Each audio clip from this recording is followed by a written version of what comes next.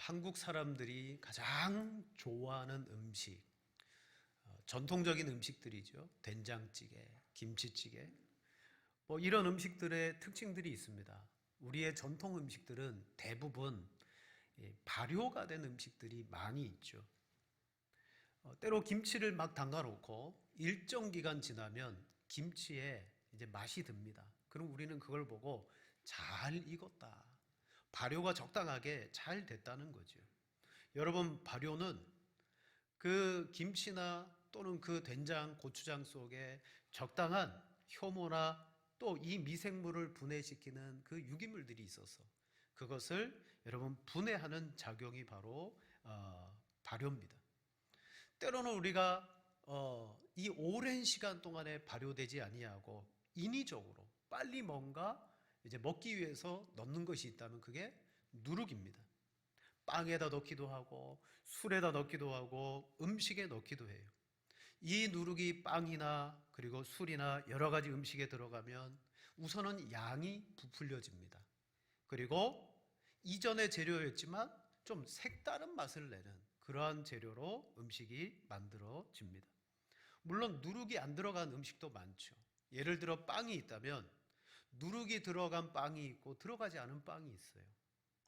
우리 어른들의 입맛은 이제 다 맛봤기 때문에 달고 또 고소하고 그런 것보다는 담백한 맛을 더 좋아하실 수 있어요. 근데 아이들에게 누룩 없는 빵과 누룩이 있는 빵을 갖다 놓고 어느 게 더 맛있냐라고 말하면 영락없이 누룩 들어간 빵, 그 빵을 더 선호할 겁니다. 이스라엘 사람들에게도 두 가지의 빵이 있었죠.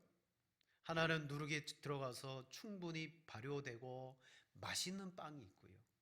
하나는 누룩이 전혀 들어가지 않은 무교병이 있습니다. 자, 이집트에서 종살이하던 아브라함의 자손들을 하나님께서 10번째 재앙의 날에 그들을 한밤중에 구원해 내십니다. 그게 나중에는 유월절이라는 절기가 되었죠. 하나님께서는 이 유월절의 절기를 그들에게 말씀하시며 자, 출애굽기 12장 15절에 이렇게 명령합니다. 우리 같이 한번 읽겠습니다. 너희는 이래 동안 무교병을 먹을지니 그 첫날에 누룩을 너희 집에서 제하라. 무릇 첫째 날부터 일곱째 날까지 유교병을 먹는 자는 이스라엘에게서 끊어지리라. 아멘. 유월절을 지키는 첫날부터 너희는 무교병을 먹어라. 누룩이 들어가지 않은 그 빵을 먹어라. 7일 동안 먹어라. 그리고 유월절을 지키는 첫날부터 너희 집 전체 속에서 누룩을 다 제거해라. 빵에만 안 들어간 게 아니라요, 집안에 누룩이 없어야 됩니다. 만약 첫날부터 일곱째 날까지 누룩이 들어간 유교병을 먹는 자가 있다면 자, 강제 조항입니다. 그는 이스라엘에게서 끊어지리라. 여러분, 도대체 누룩 들어간 빵이 무엇이길래 하나님은 그 절기 때 이 빵을 먹는 자는 어떻게 된다? 이스라엘에게서 끊어지리라. 왜 하나님은 이 누룩이 들어간 빵을 그토록 지금 금하고 계실까요? 레위기 말씀에 보면 하나님께 드리는 5가지의 제사의 예법이 있어요. 그 중에 소제라는 제사가 있습니다. 그건 곡식과 가루로서 하나님 앞에 음식을 만들어서 드리는 제사입니다. 레위기 2장 11절에 보면 그 소제에도 누룩을 넣지 말라고 말합니다. 너희가 여호와께 드리는 모든 소제물에는 누룩을 넣지 말지니 너희가 누룩이나 꿀을 여호와께 화제로 드려 사르지 못할지니라. 아멘. 고운 가루로 음식을 내서 하나님 앞에 드리는 제사예요. 누룩이 들어가면 더 맛있고 꿀이 들어가면 더 맛있어질 텐데 하나님께서는 전혀 그런 것들을 넣지 말아라 라고 말합니다. 가끔 신방이나 모임이 있어서 또 우리 집사님들, 권사님들하고 함께 식당에서 식사를 할 때가 있습니다. 그럼 식사를 하면 공통적으로 오고 가는 대화가 있어요. 그건 뭐냐? 야, 이 반찬을 어떻게 이렇게 만들었지? 이 반찬에는 좀 다른 양념이 들어갔다? 나는 들깨를 넣었는데 여기는 뭘 넣었다? 그러면서 반찬 품평회를 하기 시작합니다. 나는 전에 이걸 넣었다니까 더 맛있더라. 나는 그렇게 해보지 않았는데 한번 해봐야 되겠다. 속으로 생각합니다. 과연 이분들이 이걸 나누고 간 다음에 집에서 이걸 해 드실까? 근데 항상 음식을 먹으면서 요 반찬은 요렇고 저렇고 저렇고. 자, 정보의 장이 펼쳐집니다. 왜 그럴까요? 똑같은 재료를 가지고 음식을 한다 할지라도 어떤 양념을 쓰느냐에 따라서, 요리법에 따라서 그 음식의 맛이 달라져요. 관건은 우리는요, 어떻게 하면 맛있는 음식을 해서 먹을까 합니다. 그래서 재료를, 양념을 다르게 넣어요. 근데 하나님은 우리의 입맛과 달라요. 소재에는 누룩을 넣지 말아라, 꿀도 넣지 말아라. 그걸 넣으면 더 맛있어질 텐데 하나님은 넣지 말라고 말합니다. 왜 그럴까요? 자, 구약의 이 제사는요, 히브리서 말씀에 의하면 예수 그리스도의 십자가의 희생의 제사의 그림자요 모형이라 그랬어요. 이 제사는 장차올 예수 그리스도의 십자가를 바라보게 합니다.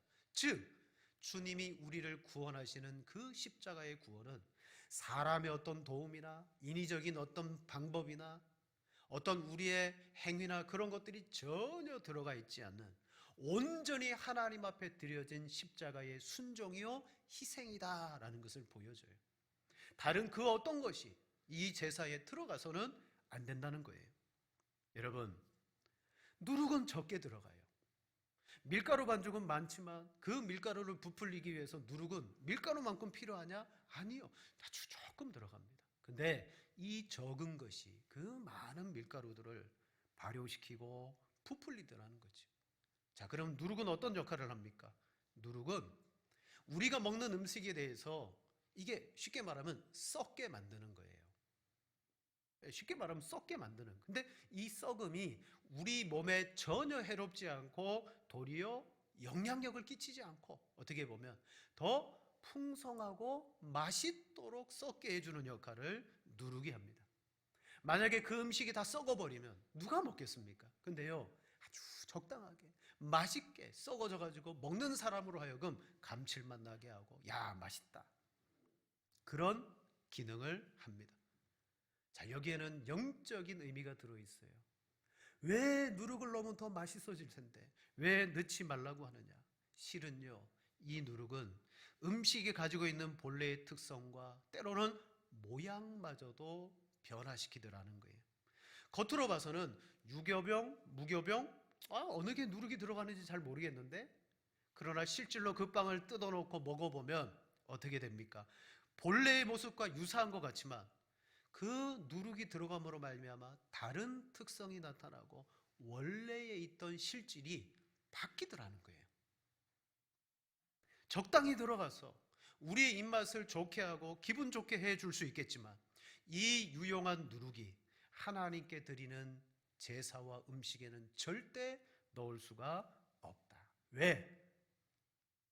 그것을 변화시키니까. 그 속에 들어가서 아주 적더라도 그것을 바꾸어 버리니까. 하나님의 제물과 제사뿐만 아니라 제사장들이 먹는 음식에도 하나님은 넣지 말라고 말합니다. 레위기 6장 16절 말씀에 말하죠. 그 나머지는 아론과 그의 자손이 먹되 누룩을 넣지 말고 라고 하셨어요. 즉 하나님을 섬기는 제사장과 그 자녀들도 누룩이 들어가서 그 신앙이 변질되거나 왜곡되어서는 안 된다는 거예요. 어떤 요소가 하나님의 자녀들 속에 들어오는 것, 하나님이 명령하지 않은 것이 우리들 속에 들어오는 것, 하나님은 그걸 용납하지 않겠다라고 말씀하고 계셔요. 예수님께서도 제자들을 가르치실 때 진리로 그들을 가르치시면서 경계한 것이 있어요. 그게 뭡니까? 바리새인과 서기관과 사두개인들의 누룩이다. 마태복음 16장 6절에 말하죠. 예수께서 이르시되 삼가 바리새인과 사두개인들의 누룩을 주의하라 하시니. 아멘. 이때 그들의 누룩은 뭡니까? 예수님은 순전한 구원의 복음을 전하는데 바리새인과 사두개인들은 그들이 이루어 놓은 종교의 사상, 그들이 만들어 놓은 신앙의 사상, 그걸 막 적용시키는 거예요. 결국 그들의 그 신앙으로 만들어진 성전이 뭐가 됐습니까? 강도의 구렬이 됐잖아요. 그들을 쫓아가고 그들을 따라갔더니 하나님의 성전이 장사하는 장사꾼들의 시장이 되었고 강도의 소굴이 됐다고 예수님이 말씀하셔요. 왜 그렇게 됐을까요? 그들은 하나님의 율법을 가지고 있었지만 거기에 그들의 누룩을 집어넣어 버린 거예요. 작은 양이지만 서서히 시간이 지나면서 유대교라는 종교가 부풀어 오르기 시작하면서 원래 가졌던 하나님의 거룩한 신앙이 여러분 강도와 같은 신앙으로 바뀌고 말았어요. 무엇 때문에? 바리새인, 사두개인, 서기관들 그들의 누룩 때문에. 바로 예수님께서 경계한 것은 이런 겁니다. 거짓 복음, 거짓 영, 거짓 교훈들. 누룩이라 그러면 아주 소량이기 때문에 괜찮아요 라고 말할 수 있지만 아니에요. 그 적은 것이 들어왔을 때 엄청난 파급 효과가 일어나더라는 거예요. 오늘 본문을 보면 여러분 이 누룩을 죄라고 상징하고 있습니다. 본문에서 사도 바울은 고린도 교회 안에 벌어진 악행에 대해서 심하게 책망하고 있어요. 1절에 보면 어떤 사람이 아버지의 아내, 즉 새어머니를 범하고 그리고 취함으로 음행을 저질렀어요. 바울은 말합니다. 세상에서도 없는 일이 벌어졌다. 어디에요? 교회 안에 성도들 중에 이런 일이 벌어진 거예요. 근데 고린도 교회는 이 일에 대해서 어떻게 했느냐? 유야무야 덮고 넘어갔습니다. 이게 바울에게 전해진 거예요. 자, 우리 2절 말씀을 같이 읽겠습니다. 그리하고도 너희가 오히려 교만해져서 어찌하여 통한이 여기지 아니하고 그 일 행한 자를 너희 중에서 쫓아내지 아니하였느냐. 아멘. 고린도 교회가 명백히 죄가 드러났고 교회 안에 죄가 나타났어요. 그런데 그들은 그것을 덮었습니다. 없는 일처럼 하고 넘어갔습니다. 여러분 괜찮을까요? 아 괜찮아, 우리 그냥 잊고 지나가자, 덮고 넘어가자, 그러면 될까요? 아니요. 그게 누룩이에요. 그게 교회 안에서 서서히 번지고 퍼지게 될 거라는 거죠. 교회가 이 누룩에 대하여 단호하게 대처하지 않았을 때 우리가 알고 있는 권징, 책망, 교훈, 징계, 그것을 하지 않고 그냥 넘어갔을 때, 우리 여호수아 6장에 보면 이스라엘 백성들이 여리고 성을 점령합니다. 하나님의 은혜로 칼과 창을 쓰지 않고 7바퀴 돌고 외치니까 무너졌어요. 하나님이 하셨죠? 그때 하나님께서 이 여리고 성의 승리 이후에 전리품에 대한 말씀을 주셔요. 자, 여리고 성을 승리하고 바로 뒤에 가니까 아이성이 나옵니다. 아이성은 작은 성이었어요. 그래서 전략적으로 이게 소수만 가도 되겠다. 그래서 소수 정예를 모아서 보내었어요. 근데 어떻게 됐습니까? 그 아이성 전투에서 패하고 심각한 피해를 겪고 후퇴했습니다. 자, 객관적으로 보면 전략의 실패입니다. 군수 전략의 실패고 군수 보급의 실패고 작전의 실패고 군대 운영의 실패예요. 많이 갔으면 되지 않냐? 왜 그 성을 만만하게 보고 적은 숫자를 보냈느냐? 이거 전략의 실패다. 이렇게 말할 수 있어요. 하지만 성경은 이건 전략의 실패가 아니야. 원인은 다른 곳에 있어. 왜? 분명히 여리고성 전투에서 그 모든 전리품은 하나님의 것이라 그랬어요. 자, 여호수아 6장 18절에 보세요. 너희는 온전히 바치고 그 바친 것 중에서 어떤 것이든지 취하여 너희가 이스라엘 진영으로 바치는 것이 되게 하고 하여 고통을 당하게 되지 아니하도록 오직 너희는 그 바친 물건에 손대지 말라. 아멘. 이거 하나님께 다 바쳐라. 너희가 싸워서 이긴 것 아니다. 처음껏 하나님 앞에 다 바쳐서 너희가 혹시 고통당하지 않도록 해라. 오직 너희는 그 바친 물건에 손대지 말아라. 자, 여리고성을 이겼습니다. 그 물건을 하나님 앞에 다 바친 줄 알았어요. 근데 7장 1절에 넘어오면 이렇게 말합니다. 이스라엘 자손들이 온전히 바친 물건으로 말미암아 범죄하였으니 이는 유다 지파 세라의 증손 삽디의 손자 갈미 아들 아간이 온전히 바친 물건을 가졌습니다. 여호와께서 이스라엘 자손들에게 진노하시니라. 아멘. 아이성의 전투는 군대 운영이나 전략의 실패가 아니라 하나님 앞에 아간이라는 사람이 범죄함으로 말미암아 그 죄로 말미암은 실패라고 성경은 말하고 있습니다. 그리고 하나님은 이제 막 가나안 정복을 시작하는 여호수아에게 뭐 하라?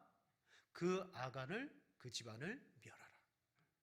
여러분, 덮고 넘어가면 안 됩니까? 한 번 실수할 수 있지 않나요? 아니에요. 죄는 실수했다고 덮고 넘어갈 수가 없어요. 왜? 누룩입니다. 내버려두면 퍼지게 될 거고, 그걸 징계하지 않고 책망하지 않고 권징하지 아니하면 반드시 누룩처럼 전염되게 되어 있을 겁니다. 오늘 고린도 교회는 어떻게 했습니까? 자, 우리 4절 말씀 본문 다 같이 읽습니다. 너희가 자랑하는 것이 옳지 아니하도다. 적은 누룩이 온 덩어리에 퍼지는 것을 알지 못하느냐. 아멘. 너희가 자랑하는 것이 옳지 않다. 적은 누룩이 온 덩어리에 퍼지는 것을 알지 못하느냐. 여러분, 죄가 고린도 교회 안에 퍼지고 있는데 몰랐어요.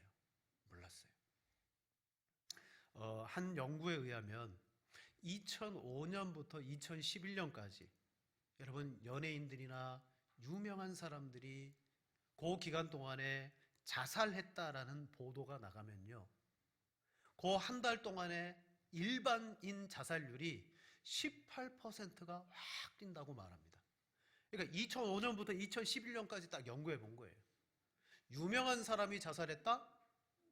그리고 텔레비전의 뉴스로 그 보도가 쫙 나갔어요. 그때 일반인의 자살률 비율이 갑자기 18% 한 달 동안 뛰었습니다. 왜 그럴까요? 유명인의 자살을 보고 삶이 힘들고 우울하고 고통을 당했던 사람들이 베르테르 효과, 그들에게도 파급 효과가 일어나서 동반 자살하는 거예요. 그래서 뭐 했느냐? 2012년에 자살 예방법을 만들었습니다. 그리고 자살 보도 권고 기준을 만들었어요. 예방법은 예방법으로 보도를 권고했어요. 누군가 유명한 사람이 자살하면 그거 막 동네방네 떠들고 보도하지 마라. 자제해라. 그런데 이 언론들이 그걸 따랐어요. 그랬더니 2012년부터 자살률이 떨어지기 시작하는 거예요. 여러분, 뭡니까? 누군가 죽었다라는 그런 자살도 나에게 파급이 되어 죽고 싶은 마음을 들게 하는 거예요. 근데 그게 보도를 자제하고 공고하니까 자살률이 줄어드는 거예요. 여러분, 죄는 그와 같습니다. 죄를 짓고 이 죄를 내버려두면 죄는 부패합니다. 여러분, 겨울에 맛있게 먹으려고 귤을 한 박스 사잖아요. 그죠? 한 박스 사놓고 참 맛있게 먹습니다. 맛있게 먹으면 한 반 정도 먹으면 이제 밑에 뭐가 보여요? 곰팡이가 팍 쓴 게 보여요. 네. 그러면 그거 그냥 내버려 둡니까? 아유, 아까워. 그러면서 내버려 두나요? 그러면 안 되죠. 얼른 버려요. 마치 그런 것입니다. 여러분, 죄와 죄인을 한마디로 표현하면요, 이런 겁니다. 부패의 덩어리입니다. 죄는 부패합니다. 그 죄를 가지고 있는 사람은 부패 덩어리입니다. 시편 14편 1절에 말하기를 어리석은 자는 그 마음에 이르기를 하나님이 없다는도다. 그들은 부패하고 그 행실이 가증하니 선을 행하는 자가 없도다. 하나님이 없다라고 말하는 사람 이미 죄인입니다. 그 사람은요, 부패했습니다. 죄가 그 속에 있고 부패했으므로 그는 서서히 그 부패 덩어리로 심판으로 나아갑니다. 여러분, 그렇게 해서 심판을 받았던 사건이 뭐예요? 노아 홍수 아닙니까? 노아 홍수 전에 세상이 어땠을까요? 사람들의 부패 덩어리가 온 누룩이 세상에 가득하게 되었어요. 우리 창세기 6장 11절 12절 같이 읽겠습니다. 그때에 온 땅이 하나님 앞에 부패하여 포악함이 땅에 가득한지라. 하나님이 보신즉 땅이 부패하였으니 이는 땅에서 모든 혈육 있는 자의 행위가 부패함이었더라. 아멘. 아담으로부터 시작된 죄, 부패, 누룩이 노아 시대 때는 온 세상 사람들이 하나님 앞에 부패하고 포악이 땅에 가득했다. 이게 무슨 표현입니까? 죄의 누룩이 온 세상 가운데 퍼져서 이제 부풀러 오를 대로 부풀러 올랐던, 그때 하나님이 노아를 통하여서 물로 이 세상을 심판하십니다. 죄는 누룩과 같이 여러분 들어와서 우리를 부패시키고 그 죄를 잘라내버리지 않고 권징하지 아니하면 계속해서 하나님의 교회를 부패케 만드는, 우리를 부패케 만드는 여러분 그런 영적인 원리가 들어 있습니다. 그러나 이 부패한 세상 속의 교회는 뭡니까? 교회는 누룩 없는 덩어리입니다. 누룩 없는 덩어리예요. 자, 교회는 누룩 없는 자의 모임입니다. 고린도 교회를 향하여서 너희는 왜 그 악한 음행과 죄를 덮어두느냐? 퍼져나가는 줄 너희가 알지 못하느냐? 빨리 처리 안 하는 거예요. 왜? 우리는 누룩 없는 덩어리이기 때문이다. 7절에 이렇게 말하죠. 너희는 누룩 없는 자인데 새 덩어리가 되기 위하여 묵은 누룩을 내버리라. 우리의 유월절 양 곧 그리스도께서 희생되셨느니라. 아멘. 이 거꾸로 이야기하면 이렇습니다. 우리 주 예수 그리스도께서 우리의 부패한 죄에 대하여 십자가에서 어린 양으로 희생됨으로 말미암아 우리는 누룩 없는 자요 덩어리가 되었다. 바로 그 이야기를 하는 거예요. 교회는 예수 그리스도의 피로 누룩 없는 자요, 여러분 덩어리입니다. 바로 이 누룩의 성질이 죄의 성질과 똑같고 유사합니다. 적당한 양, 아주 작은 양이라 할지라도 여러분 그것이 밀가루 반죽을 부풀리고 전체 다 퍼져 나갑니다. 그러므로 교회는 뭐 해야 됩니까? 항상 이 묵은 누룩과 죄를 내버려야 돼요. 우리 자신을 들여다보면서 우리는 묵은 누룩 덩어리야? 그게 아니라 우리는 누룩 없는 덩어리야. 누룩이 우리 안에 있지 아니한가 항상 돌아보는 거예요. 그게 교회입니다. 그런데요, 교회가 다 같은 교회가 아니더라고요. 오늘 우리가 신앙하고자 하는 교회의 신앙의 방법은 뭡니까? 개혁주의입니다. 개혁주의는 우리는 언제든지 하나님의 말씀으로부터 벗어날 수 있다. 우리는 죄성으로 말미암아 항상 부패함으로 달려가려고 한다. 그러므로 이것을 알고 말씀으로 돌아가서 말씀이 내게 뭐라고 하는지를 항상 우리는 배우고 되돌아가야 된다. 그래서 말씀으로 돌아가자. 뭐 중세 때 개혁교회로 돌아가자가 아니에요. 그거 완전한 교회가 아니거든요. 개혁주의는요, 부패한 우리들이 하나님의 말씀으로 돌아가는 거예요. 그리고 교회가 해야 되는 일이 뭐냐? 교회는 존재하는 동안에는요, 우리의 부패함을 알고 누룩을 제거하는 일에 게으르면 안 돼요. 계속해서 우리 안에 누룩을 제거하는 일을 교회가 해야 됩니다. 자, 그럴 때 교회는 뭐가 됩니까? 그리스도의 거룩한 신부가 되는 거예요. 그러나 누룩을 제거하는 일을 멈추고 게으르게 되면 요한계시록에 말하는 음녀가 되는 거예요. 여러분, 교회가 음녀가 될 수 있습니다. 지금 전 세계를 하나의 교회로 통합하며 그리고 다스리는 로마 카톨릭을 보세요. 로마 카톨릭은요, 교회 안에 있는 누룩 제거하는 일을 그들은 멈추어 버렸습니다. 그들은 게을리했습니다. 그랬더니 오늘날 천주교 로마 카톨릭은 성경이 말하는 그런 진짜 교회입니까? 아니에요. 그 안에 신비주의를 추종합니다. 정말 음녀의 여왕이라고 불릴 정도로 부족함이 없어요. 로마 카톨릭은 구원의 복음, 오직 하나님의 은혜로 말미암아 예수 그리스도를 믿어 구원받는 게 아니라 예수님을 믿음과 동시에 우리는 선행으로 완성되어 구원받는다. 구원론조차도 그들은 여러분 인간의 노력이라는 누룩을 그 속에 집어 넣었습니다. 로마 카톨릭뿐만이 아니에요.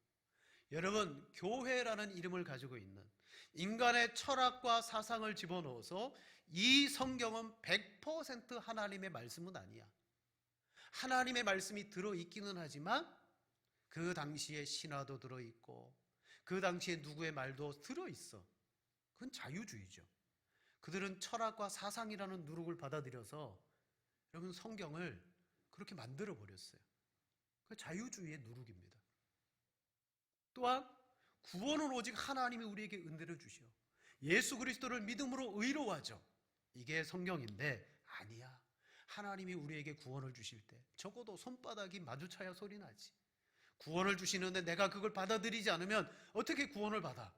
내가 하나님의 그 말씀에 반응하고 적어도 우리가 의지적으로 믿음으로 나가야지 구원받지. 여러분, 그게 인본주의, 알미니안주의의 누룩입니다. 또한 신비주의, 은사주의, 수많은 누룩들이 교회 안에 들어와 있더라는 거예요. 자, 보세요. 실제 우리의 삶에서 효모, 누룩, 그것을 넣어다가 음식을 하면 맛있습니다. 풍성해집니다. 긍정적입니다. 근데 성경은요, 그 누룩들을 제하라라고 말해요. 제가 실감나게 말씀드리겠습니다. 진리는 100% 순전해야 됩니다. 아멘? 아멘. 그런데 제가 여러분께 밥을 해드려요. 식사를 대접해드리겠습니다. 그래서 100%가 있다면 99%의 밥에다가 제가 누룩 말고 쥐약을 1%를 딱 섞었습니다.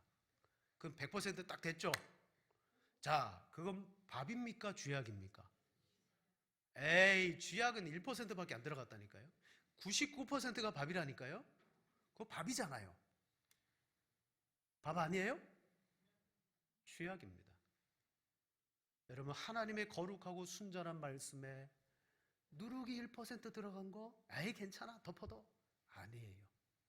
그것은 처음에는 모르지만 서서히 나와 교회 신앙 속에 누룩 없는 우리 덩어리 속에서 퍼지게 될 겁니다.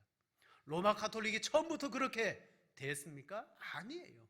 누룩 제거하는 일을 멈추고 게으른 순간부터 거기는 교회라고 불릴 수 없는 그런 덩어리가 되어버린 거예요. 여러분, 오늘 예수님께서 우리를 누룩 없는 덩어리가 되기 위해서 어린 양으로 희생되었다 분명히 말씀합니다. 오직 예수 그리스도의 십자가와 그 보혈의 능력만이 우리를 누룩 없는 거룩한 덩어리가 되게 하신다라고 말합니다. 바로 예수님을 통해 우리는 누룩 없는 자가 되었어요. 우리의 신앙은 끊임없이 묵은 누룩을 내버리고 순전한 덩어리 되신 예수 그리스도를 먹고 마시며 그렇게 신앙해야 되는 줄로 믿습니다. 우리 8절 말씀 같이 읽겠습니다. 이러므로 우리가 명절을 지키되 묵은 누룩으로도 말고 악하고 악의에 찬 누룩으로도 말고 누룩이 없이 오직 순전함과 진실함의 떡으로 하자. 아멘. 여러분, 누룩이 없이 오직 순전함과 진실함의 떡으로 하자. 다른 말씀 드리면요, 이런 신앙, 이런 교회는 맛이 없어요. 왜? 누룩이 들어가야 맛있는 거예요. 맛이 없어요. 하지만 오늘날 교회가 더 부풀어져야 되고 더 맛있어져야 되고 그렇게 하기 위해서 뭐 합니까? 교회라는 반죽 속에 더 부풀어 오르기 위해서 사람들이 기뻐하는 것, 사람들이 원하는 것, 그런 것들을 가미하고 집어넣기 시작해요. 그런 교회일수록 더 커지고 부풀어지고 여러분, 사람들이 많이 몰려요. 그런 부풀어진 교회가 사람들은 더 좋아요. 선호합니다. 하지만 그렇게 부풀어진 교회 속에 들여다보면 그 누룩들로 말미암아 그리스도의 복음, 참 하나님의 순전함과 그리고 진실함이 사라지고 갈라디아 교회가 그랬습니다. 바울은 갈라디아 교회 안에 바른 진짜 복음을 전했어요. 교회가 세워졌어요. 근데 그 교회 속에 뭐 거짓 선생들이 들어와가지고 예수 그리스도만 믿어서는 안 돼. 할례도 받아야 돼. 절기도 지켜야 돼. 근데 이게 사람들의 마음속에 거리낌이 되면요, 그들을 추방할 거예요. 아니, 어디서 이런 거짓 복음을 전하냐고. 근데 그 말이 사람들에게 달콤하게 들려지는 거예요. 막 표시가 나고 사람들 앞에 드러나니까 내가 이게 진짜 예수 믿는 거구나. 갈라디아 교회는 그 누룩을 받아들였어요. 갈라디아서 5장 9절 말씀 이렇게 말합니다. 적은 누룩이 온 덩이에 퍼지느니라. 결국 예수 그리스도의 순전한 복음이 아니라 그들은 그 속에 인간의 율법의 행위 구원이 들어와 버리고 말았습니다. 이처럼 여러분, 잠깐 있다가 눈 돌리면요, 교회와 우리 신앙 속에는 달콤한 누룩이 싹 들어와요. 자, 이것으로 보건대 누룩이라는 것은 결코 하나님을 기쁘시게 할 수 없어요. 대신 누룩은 누구를 기쁘게 하느냐? 나를 기쁘게 하는 것들이더라고요. 나를 기쁘게 한다. 오늘날 성도들이 참 교회를 대하면서 교회 안에 들어가서 흥분되기를 원하고 감동되기를 원하고 예배, 찬양, 모든 영적인 교제 모임 속에 우리를 기쁘게 하고 즐거워하는 프로그램들 있으면 좋죠.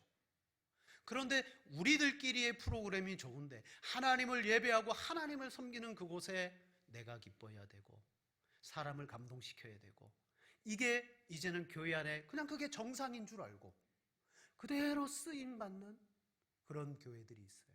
예를 들어 여러분 성경이 우리가 가지고 있는 찬송가 외에 그냥 복음성가 참 좋은 내용들도 많아요. 근데 어떤 복음성가들은 그냥 박수치고 신나게 부르면서 막 마음이 기쁘고 즐겁고 신나요. 찬양을 부를 때는 너무나 기쁘고 즐거워요. 은혜를 받는 것 같아요. 그리고 나서 예배 시간 말씀 들을 때 자더라고요. 그렇게 찬양 부르며 뜨거워졌다라고 말하는 사람이 정작 예배 시간에는 예배에 집중하지 못하고 여러분 졸거나 자는 분들은 어떻게 해석해야 됩니까? 그게 자기를 기뻐하는 거예요.